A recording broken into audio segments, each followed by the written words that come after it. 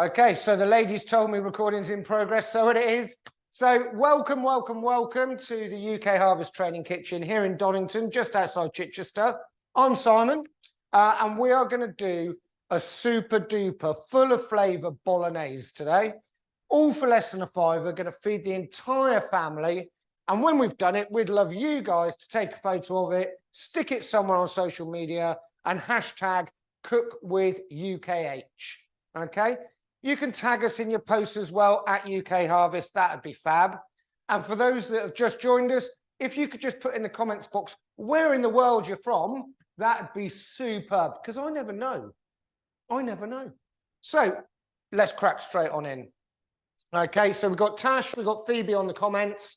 I'm Simon. And if we take a look down at our board, we've got simple ingredients. So we've got a couple of tins of chopped tomatoes, mixed herbs. I've got a huge box of them. That's just because we've got a catering kitchen here and we cook all the time. I've got an onion. I've got 4 cloves of garlic. I've got a bag of just mixed veg, just ordinary, normal, frozen mixed veg. And I've got some spaghetti. Now, I know on the recipe, we put tomato puree. We haven't got any tomato puree because the guys who were teaching this morning used it. So I'm swapping that out and I'm just going to use some ketchup. Okay, so let's get ourselves prepped. As with all of our recipes, we're going to do our prep first. So I'm just going to move a few bits out of the way because this is so good, because the only things we've got to prep is our onion and our garlic. So to show you what we're going to do, the root end of the onion, the tip of the onion, we're just going to top and tail our onion. Take that off and peel away. And the same with the top, take it off and peel away. Now, the joy of this recipe, as I say, so few ingredients, such little edible food waste, loads of flavour, going to fill you all up. So with our onion now, on a flat surface, we're just going to cut through the middle using a bridge cut. So we put the knife on, bridge with our fingers, and cut down through. Oh, that one's peeled really easily. That's really cool. And then we're just going to peel this one away as well. So just by facing the knife away, we're just going to drag any of that peel off. That's a peel there. We're just peeling that away. Take that off. And then using the flat side of our onion. So put our onion down flat. And all that we're then going to do is just cut through one way. Keeping our fingers well out of the way. Taking our time. No rush. We just go through. When we start to feel a bit of a wobble, just knock it over, and then we'll just go through that way. And then all we're going to do is just dice that up, because nobody wants a big fat bit of onion in their dinner. So that's the small runaway bit done. Gently take it off the knife, and then we're going to work on our main bit. So we've already cut one way, around the belly, as I like to put it. And then we're just going to cut down through the other way. Again, keep your fingers well out of the way. If you want to use a claw grip, so you sort of dig your nails in, and then the knife only ever hits your knuckles, so you're never going to cut yourself. So that's a good way to do it, so you don't cut yourself. Just go through. Again, when it gets all wiggly wobbly, just knock it over. And as long as we get small bits, we're all good. And then we're just going to repeat exactly the same with the other half of our onion. Move that over there, keep that out of the way. Now, if you don't want to use your fingers to run across the knife, to keep it safe, just grab a spoon. Bring everything off. What's to one side. Now that looks like it's got a film on it still. So onion gets a little film in between each layer, which makes it slippery. But maybe it hasn't. It just looks like it has. If you get film, do take it off. Otherwise, it does make it difficult to cut because it will be slimy. It will slip everywhere. And nobody wants to cut themselves, especially me at the moment. And we just cut through. So across the belly, down through. And I'm going to keep my onion and my garlic separate. Now, the reason for that is because the onion will cook slower than the garlic. And I don't want to burn my garlic, but I do want my onion cooked. So my onion and garlic will stay separate. So I'm going to get my big pile of onion. Again, knock it over when it starts to get slippy. Excuse me. I'll just go through like that. So that's my onion done. So one onion, top it, tail it, peel it away, peel to one side because that's a, in inverted commas, inedible bit. If you are making stock though, that's perfect for your stock. And then what we're going to do, we're going to do our garlic, we're going to peel that and we're going to crush it and then we're going to chop that up. So how do we do that? Really easy, really simple. Our garlic, put it on its rocky back with a knife, just go through but not all the way on one end, peel your garlic away, get rid of that bit because we don't need that. And then on the top, we do exactly the same, not all the way, peel our garlic through. And then you see that you'll end up with seeing the clove inside the white bit. And all we do, angle the knife away, just gently pick up the skin and just peel it away to leave us with a clove of garlic. Now we need 4 for this recipe, so I'm going to crack on and do all 4. Nice and slowly, nice and gently, no need to rush. Because we're not in a rush. We want to make some really flavoursome dinner for everybody to eat. And this recipe comes in at less than a £5 for the family of 4, which is awesome, especially with the flavour that you get in it. It's such a quick cook once we've got everything prepped as well, that we don't need to rush. But it makes a superb midweek easy go-to. Everything's in a fridge or the freezer. The 2 tins of tomatoes are in the cupboard, they're there forever. You've got the packet of frozen vegetables, which you can use as much or as little of as you want, and that just sits in the freezer. So it's a nice one. You can have everything in there and know that you're not going to end up throwing much of it away, if any of it away, if you don't use it. Garlic will last for a long time. If you want to use the garlic purees, they live in the fridge for months. Onions live for ages. Just don't put your onions with your potatoes because your onions will turn your potatoes off super duper quick. So with one of our cloves of garlic, I'll show you how to do it with one and then we can move forward. Place the knife on it, heel of your hand, blade away from you, heel of your hand, crunch it down. And then once we've crunched it down, we're just going to rock our knife through, keeping our fingers right out of the way. And that has started the chop process on our garlic. Now remember, as I said, keep it separate to your onions. So we're just going to bring another one in, crush that down. Might do all 4 of them at the same time. Crush that down. And then this one, crush that one down as well. And then the quickest and easiest way, point of the knife goes into the board, a little bit of garlic run away. Point of the knife into the board and we just rock through. So our fingers are definitely nowhere near the blade. And then all we do is we rock through, bring it all back together, and we just rock through until we get really small, fine, little dices of garlic. Because nobody wants big fat garlic in their dinner, except on Halloween, because it keeps the vampires away. Okay, so we're just rocking through. Guys, if any time you want me to speed up or slow down, just stick it in the chat box so I can go quicker, I can go slower. And what we're going to do, that is pretty much our prep done. We're just going to clean our knife off. Again, using the spoon, we don't want anybody cutting themselves. Okay, so we've got 4 cloves of garlic, all nicely chopped. We've got 1 onion, nicely diced up. We're going to take all of the rubbish out of the way because we don't want that. Put that over that side in our little bowl for rubbish. And then all that we've got left to do now is just to open up our 2 tins of chopped tomatoes. Now, any old chopped tomatoes will do with our good old tin opener. And the reason I'm getting all of this done now is because when we get cooking, I just want to get cooking. I don't want to be wasting my time prepping stuff or finding tin openers or any of that. So that's why I'm doing it all at the start. So 2 tins of tomatoes, ready to go. A large, medium to large onion, chopped up, and our garlic, chopped up. The only other thing we're going to need is as much of our veg as we want.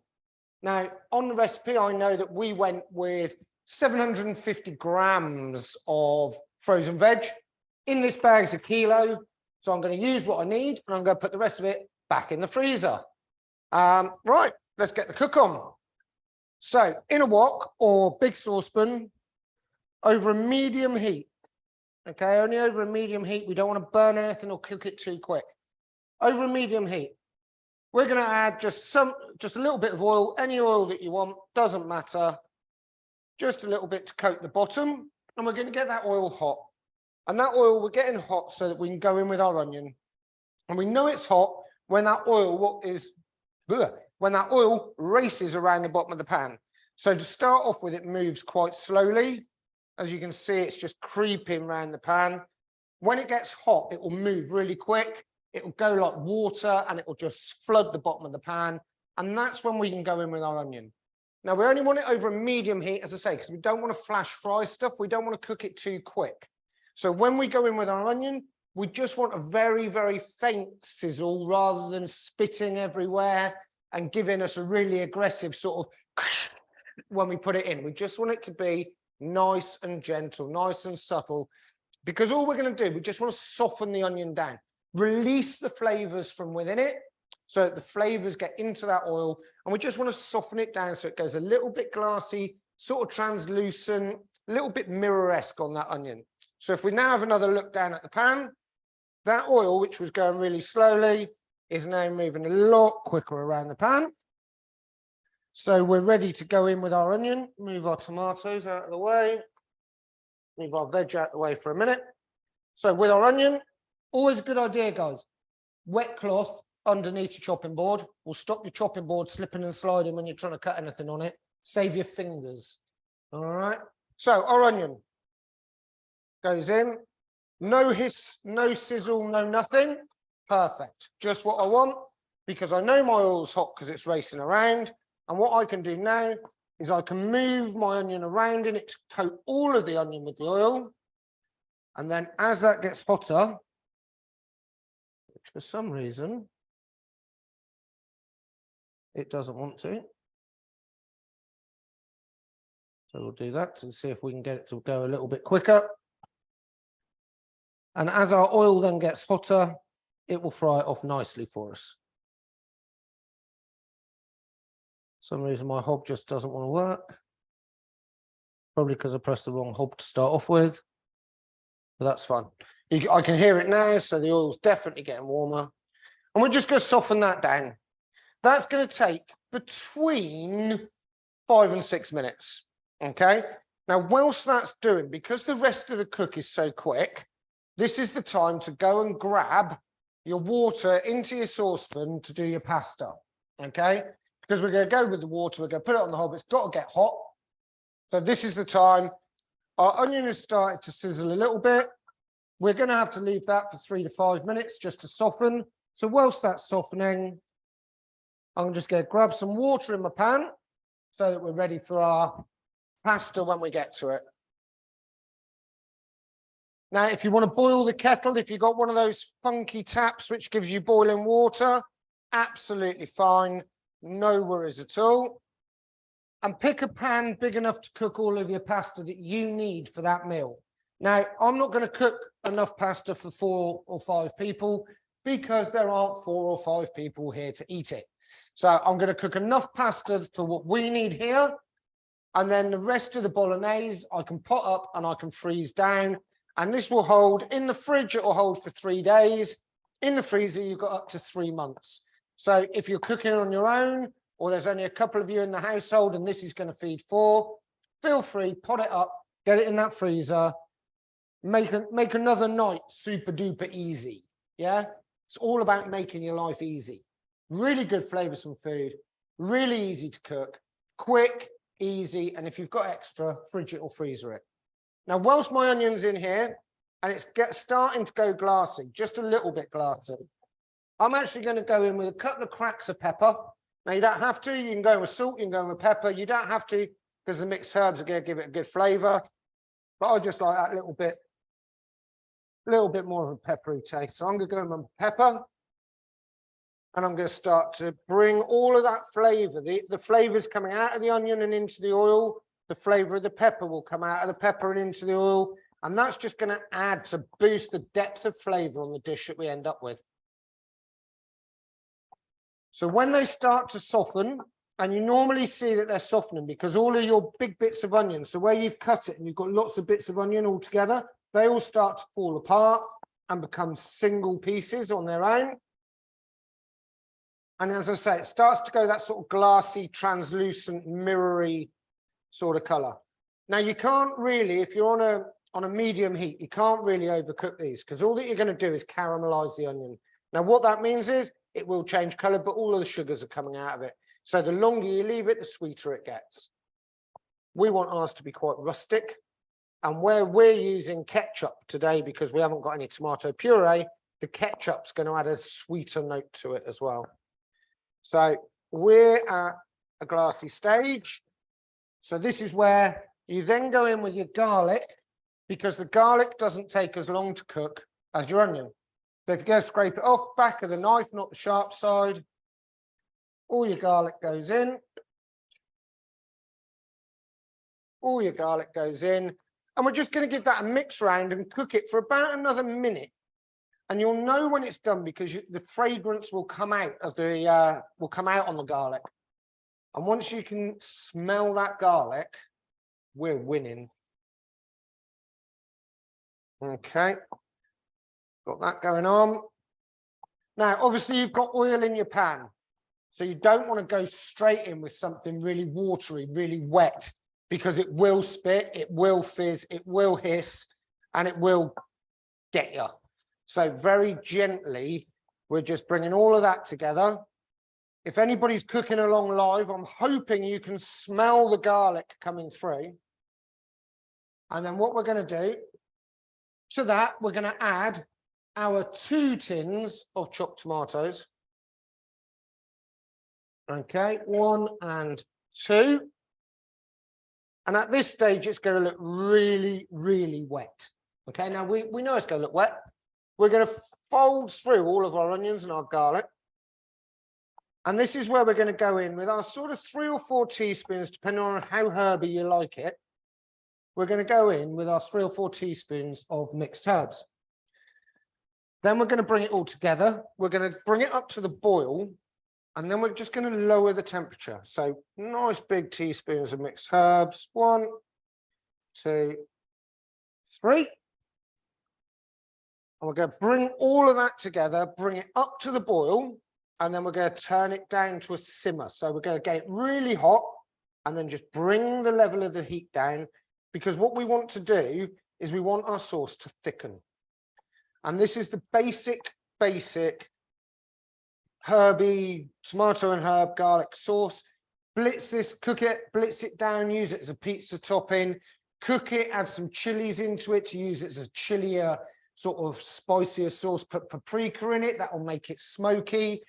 This is core. This is something that you can use for so many different things, whether it be to make a sausage casserole where you make this sauce up and then you get it put into the tray with some browned off sausages and you go in the oven that way and let the oven take the moisture out. Entirely up to you. It is the basic sauce that we use for so much in our cookery. And then if you've got the tomato puree, this is where you're going with the tablespoon of puree. I haven't. I've got ketchup, so I'm going in with a good squidge of ketchup. And we're just going to bring that, as I say, up to the boil. And that's the sauce done. So when that starts to boil, we're then going to go in with our veg, which is frozen. So it's immediately going to take that temperature down. We're going to bring it back up to the boil. Then it's going to simmer for the 10 to 12 minutes that we need to cook our pasta. And then Bob's your uncle, we got dinner. So it's all good, isn't it? As I say, if you're making it just for yourself, you're making it for a couple of you, don't forget you can fridge the leftovers. Don't forget you can freeze the leftovers. So we're not going to waste anything. So as this one comes up to the boil, give it a good stir. You don't want hot and cold spots in there. But it does look wet. It's meant to look wet. You just wait for 10 minutes time. when it's had that 10 minutes of bubble. Boil, watch pots, never boil. There we go. So it's coming up to the boil. This is where you go in with as much veg as you want or as little veg as you want. As I say, I've got a kilo of veg. We say it's about 750 grams for this recipe. Hello. Question. Dun, dun, dun.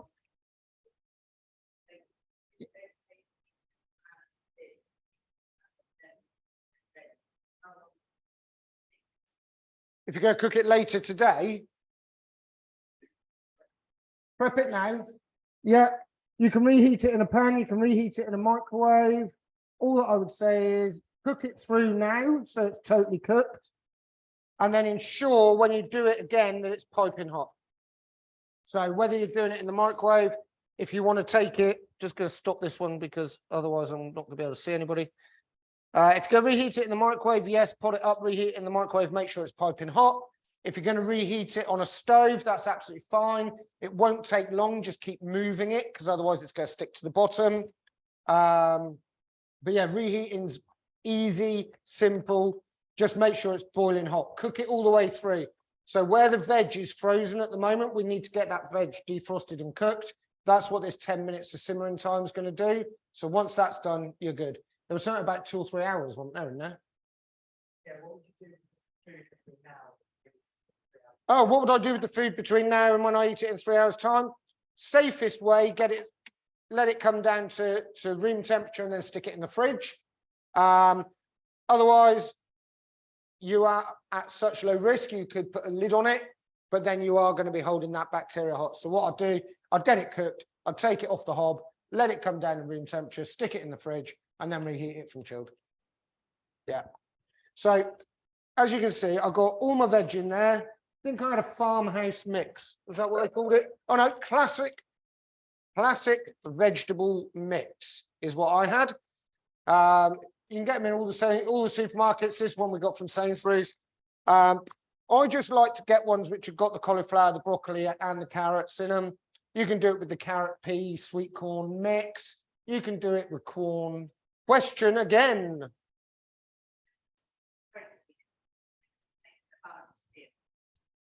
In this one, it is just purely vegetables, I'll be honest. So you get all the nutrients. These are frozen at source, as is most veg these days. So it's a really good form of all your nutrients going in there. There's no meat protein going in it. If you wanted to, you could. If you wanted to use a vegetarian alternative, one of the sort of corn or any of that, yes, you can. Just corn's great, again, because you can cook from frozen. Go in with your corn at this stage, simmer that down, no problem at all. But this one is just a vegetable bolognese with your spaghetti. So that's this recipe. There are other recipes on our website, which has got a bean and lentil bolognese, which uses the beans and the pulses as the high source of protein and fibre. So yeah, feel free to check those out. That's at the UK Harvest website on the Nourish Ed page. So if anybody wanted to, but this is purely just vegetable today. That is now bubbling. So I'm now going to turn the temperature down on that big wok, and I'm just going to leave it to bubble with the lid off. I'm leaving it to bubble for about 10 to 12 minutes because I want my sauce to thicken. Okay, so it's still quite runny at the moment. I just want that to thicken. I also need my vegetables to defrost and cook. They will be doing it this way. They will be still quite al dente, the veg. One thing that you find with frozen veg, if you overcook it because the water's been frozen into it, one thing you do find is it can go a little bit mushy. So always, in my opinion, undercook it so it is quite al dente. If you do need it so that you've cooked it that little bit longer so it's softer, maybe for smaller mouths or people at the other end of the spectrum with not the easiest chewing palate, then just cook it for that little bit longer. Water. Let's bring the water back up to temperature. So we want that coming up to boiling. Beep, beep, beep. This cooker's beeping at me all day today. So once it's boiling, always go boiling. You do not have to salt your water, okay? You don't have to salt your water. If you do want to salt it, then just concentrate and think a little bit, be a bit mindful about how much salt we're going in with. I don't salt any of my water anymore. I used to salt everything. And then 7 years ago, my little girl came along and salt just dropped straight out. Don't salt the potatoes, don't salt pasta, don't salt anything. Do you know what? It tastes even better. You can season your food when you taste it. So as soon as my water is up to temperature, all I'm then going to do, cook the pasta you need. All right. You guys know how much pasta your household eats. Every household's got the one person that munches pasta till there's no tomorrow, and every household's got the one who would rather have more sauce and less pasta. So you know how much pasta you need. I'm only going to cook enough for a couple of us because I'm going to freeze the rest of the bolognese. So my water is boiling. Hopefully everybody else's is. Now, you can either do the bit which is really dangerous and you put your pasta in and you push it down and push it down and push it down, or very simply, in two hands, wring the pasta in half, and guess what? It fits in the pan without me having to stand there with my hand over it, squeezing it down and burning myself. So once that's in, with a set of tongs or a spoon, just give it a little move because you want all of your pasta to be covered in water. And then that's going to be that 10 to 12 minutes just to cook our pasta. Bubble, bubble. At the same time, we can see that the wok is bubbling away. So all of our vegetables in there are getting nice and cooked and soft, defrosted and cooked at the same time. Now, pasta. Everybody thinks you've got to boil it like it is at the moment. You haven't. So I'm just going to drop the temperature down on that. A, it's going to save my hob getting covered. But B, just simmering water will cook your pasta. Okay? It means you don't get that everywhere. You don't get spat at. Not plumes of steam come off the top, but we get really nicely cooked pasta. Back to our sauce. Can you see that it is thickening? I'm hoping that you're going to say yes, because it is. Because whilst we cook it on that simmer, it needs a little bit, possibly more heat, just to simmer it through. The steam and the liquid is coming out, but the flavor is all staying. Okay, we are not boiling off flavor because we're not really ramping up the heat and going cook, cook, cook, cook, cook. We're just cooking it nice and gently so that we get the bubbles coming up every now and then. We can see the steam coming off the top. That's the excess fluid. That's the bit that we don't want. We want concentrated flavor for our dish so that it's going to taste as awesome as possible. So yeah, if you wanted to add meat to it, you can.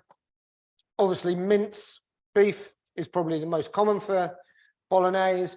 If you've got any leftover chicken from a chicken roast at the weekend, whack that in there. If it's cooked, it can go in now. It'll absorb the flavor. It'll just get itself hot again and you can eat it.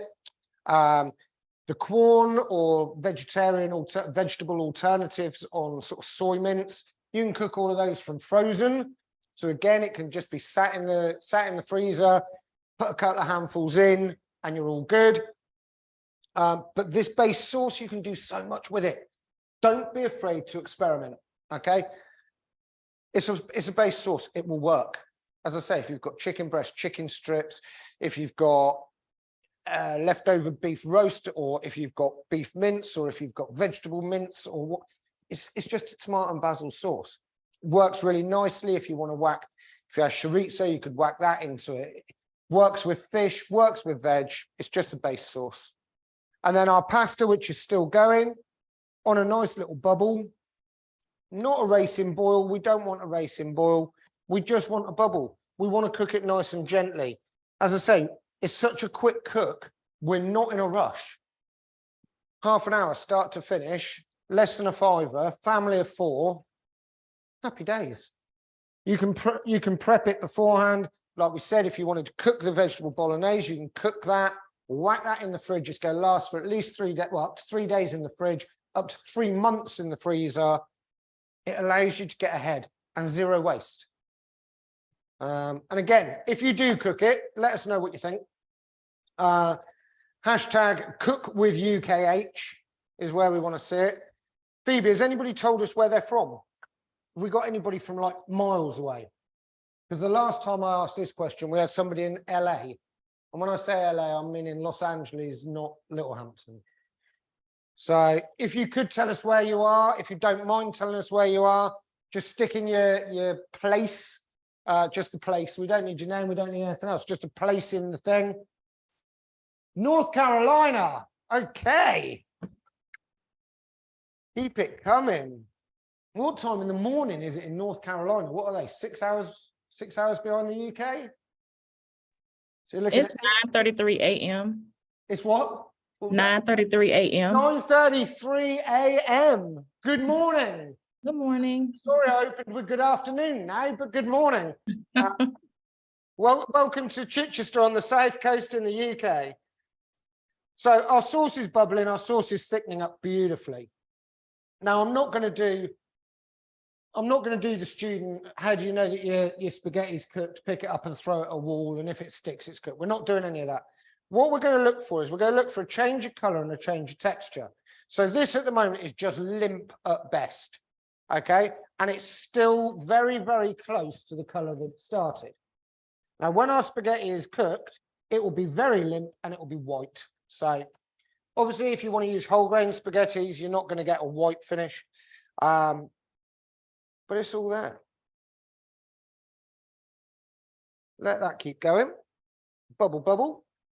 Sauce is coming on. Any other questions coming in for you? No, at the moment. Oh, that's cool. North Wales, excellent. Barnum. Oh, so they would have understood the LA reference. Excellent. We got Barnum, we got North Wales, we got North Carolina. We're going all over the world today. It's amazing. 6:30 a.m. 9. Oh, it's 6:30 a.m. somewhere in the world. That could be North Carolina. But I thought she said 9:30, but that's all right. Okay, whilst we're just waiting for this to finish, I'm going to clear the rubbish out of the way because I'm going to be very close to plating this up. Now, if you do cook your pasta early, all right, if you want to cook your pasta early, you can. When you drain it, run it straight under cold water and leave it in a bowl of cold water. So run it straight under cold water, get it really cold really quick, and then leave it in cold water.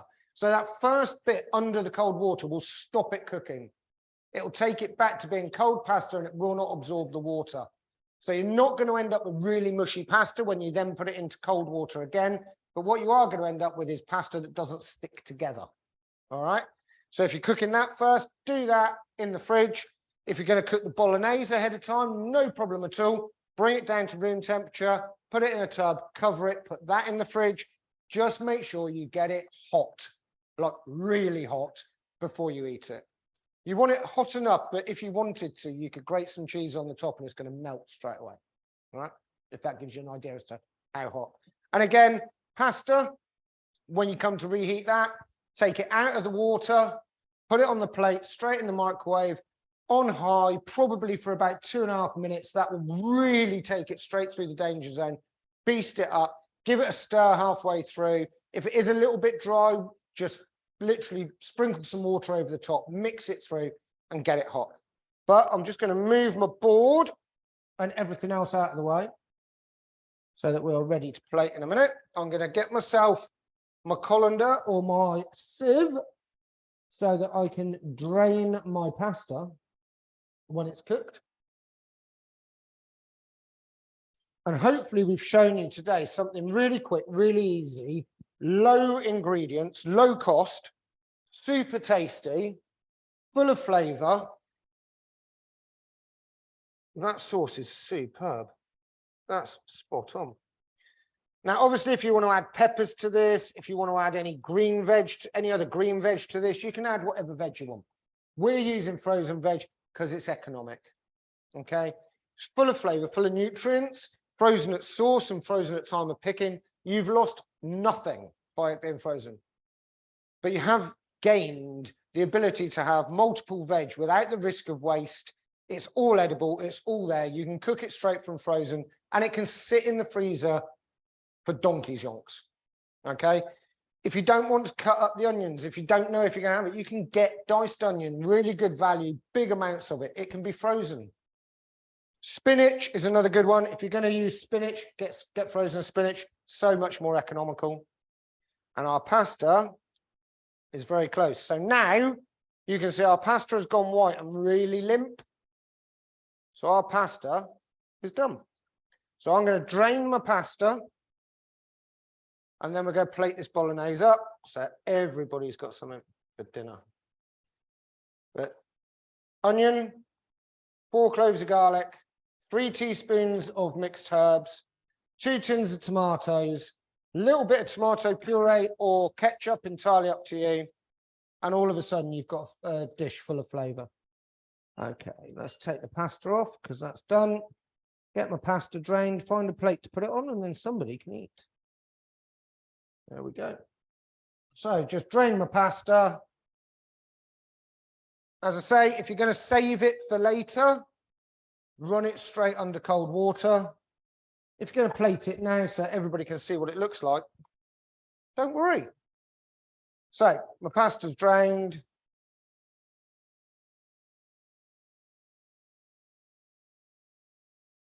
Pasta on the plate, don't run away. Pasta's on the plate. Final mix on our bolognese. Just to bring it all together, make sure those flavors are all the way through. Again, if you want it a little softer, so your veg is a little less al dente, or you get really big clumps of it, just cook it for a little bit longer.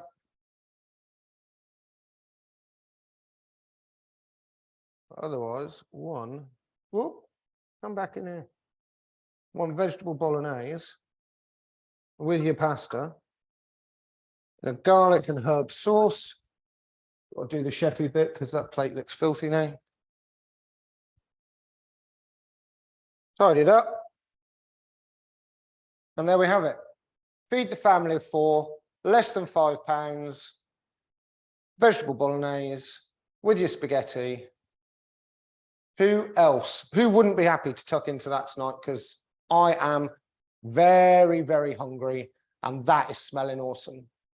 Guys, don't forget, if you do cook it, take a photo, tag us in it at UK Harvest. Use the hashtag #CookWithUKH. Wherever you are in the world, I hope you have a fantastic day, rest of your day, whatever it may be. Join us again soon. We've got loads of fab content that we're just putting together that starts filming on Friday. That's going to be hitting not only our website, but also our YouTube channel. We've got some live cook-along stuff going on YouTube coming up very, very soon. So watch this space. I hope you really enjoyed today. I hope you enjoy cooking it. I hope you see how simple and easy it is. Have we got any other questions or queries or anything else that we need to look at? Because if not, I'm going to dig in. I might dig in anyway. But it's just difficult to eat spaghetti when I'm trying to talk to people. Thank you so much. That's cool. No problem at all. As I say, if you can let us know where in the world you are, that would be fantastic. I know we have plans for the UK. So North Carolina, I'd quite happily do it if somebody's paying the expenses. We do have plans for the UK to do a load of road shows coming up in the not too distant future, probably starting in September. So if you want to come along and actually see that I am a real person, not just something on a screen, then we'll be at the road shows as well. And yeah, I'll try and get international road shows. That'd be quite cool. One from LA. Yeah, excellent. You had another one. Thank you. That was great. There you go. Whoa, it's super simple. It's super easy. We've just fed a family of 4 for less than £5 sterling. Guys, have a fantastic day. We'll see you soon. Take care and send us your photos. All right, take care. See you soon, guys. Bye.